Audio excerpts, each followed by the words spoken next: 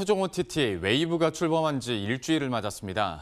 초반 화제몰이에 성공했는데 시청자들의 반응은 어떠한지, 또 글로벌 OTT들의 공습과 이에 맞서는 국내 업체들의 대응은 어떤지 정보과학부의 서정근 기자와 함께 이야기 나눠보도록 하겠습니다.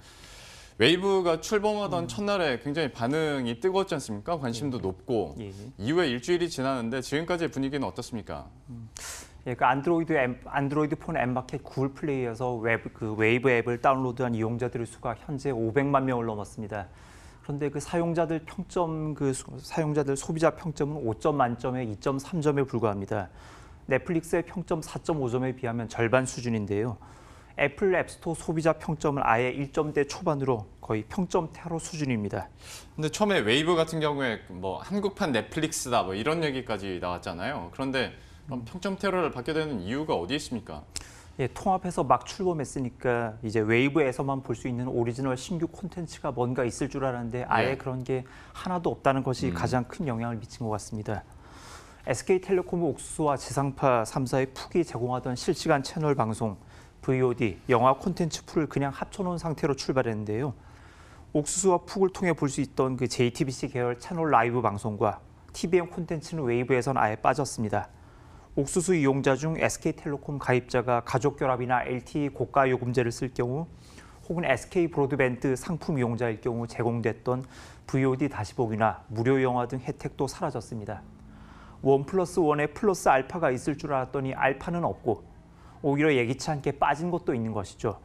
콘텐츠 더하기만 있는 줄 알았더니 빼기도 있었던 것이 영향을 미친 것 같습니다. 그러니까 별명으로 한국판 넷플릭스라고 얘기를 많이 했는데 정작 뚜껑을 열어봤더니 컨텐츠가 만족스럽지 못하고 또 있을 줄 알았던 컨텐츠조차도 빠지는 경우가 있더라 하다 보니까 좀 실상은 기대에 못 미치고 있는 게 지난 일주일간의 흐름이겠네요.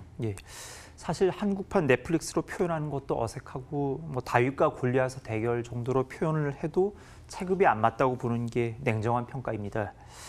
통합 이전 푹의 연간 영업이익이 한 13억 원 정도인데 넷플릭스 연간 이익 규모를 우리 화폐로 환산하면 연간 1조 원에 육박합니다. 한때 미국 내 프라임 타임의 인터넷 트래픽 3분의 1 정도를 넷플릭스가 차지한다고 CNN이 보도한 적도 있죠. 넷플릭스 시가총액이 무려 154조 원에 달하는데 이는 한국 경제의 30%를 차지한다는 삼성전자 시가총액의 절반에 육박합니다. 전 세계 미디어 엔터그룹 중 넷플릭스보다 시가총액이 큰 곳은 디즈니 하나밖에 없는 실정입니다.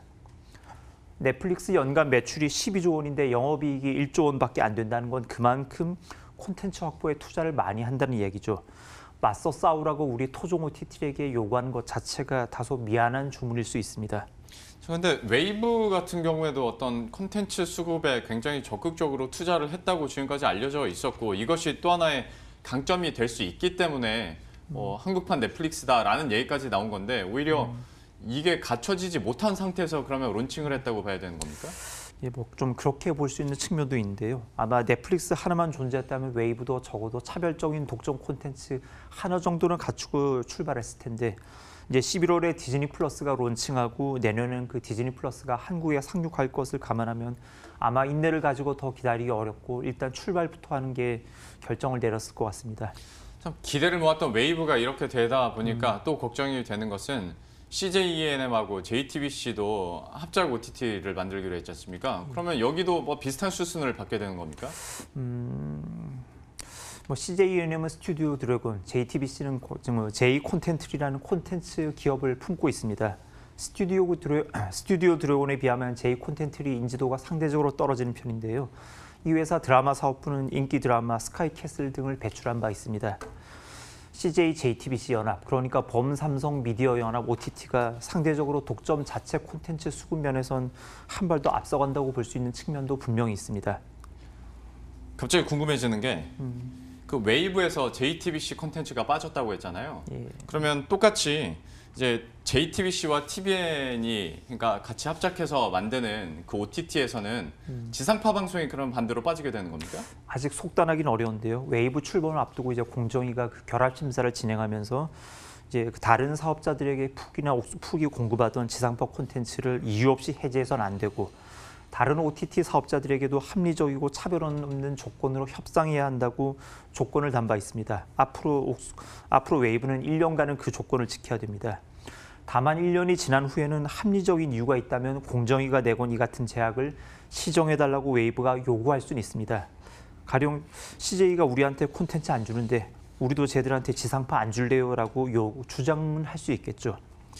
근데 나름대로 이제 해외 OTT 공룡들을 잡기 위해서 국내 기업들이 좀 손을 잡은 거지 않습니까? 그런데 상황이 이렇게 되면 결국 다시 우리 시장을 이제 해외 기업들에게 내주는 꼴밖에 안 되는 겁니까? 예, 뭐 그렇게 우려할 만한 측면도 분명히 있습니다. 토종 업체들 간 이합 집산이 이루어졌는데 그 이합 집산한 각 그룹들은 치열하게 경쟁할 테고요. 이제 곧 U+와 독점 계약이 끝나는 넷플릭스를 두고 KT와 U+가 또 치열하게 경쟁을 할 테고요. 디즈니 플러스와 손잡고 싶은 유통사들도 또 분명히 나오겠죠. 국내 업체들이 서로 합쳐 몸집을 키워 대항하기보다 결과적으로는 글로벌 공룡들에게 안방을 상당 부분 잠식당하고 오히려 우리 업체들은 남은 파일을 두고 소모적인 경쟁을 하게 되지 않을까 하는 우려도 나오고 있습니다. 예, 지금까지 서정근 기자와 함께했습니다. 잘 들었습니다. 네.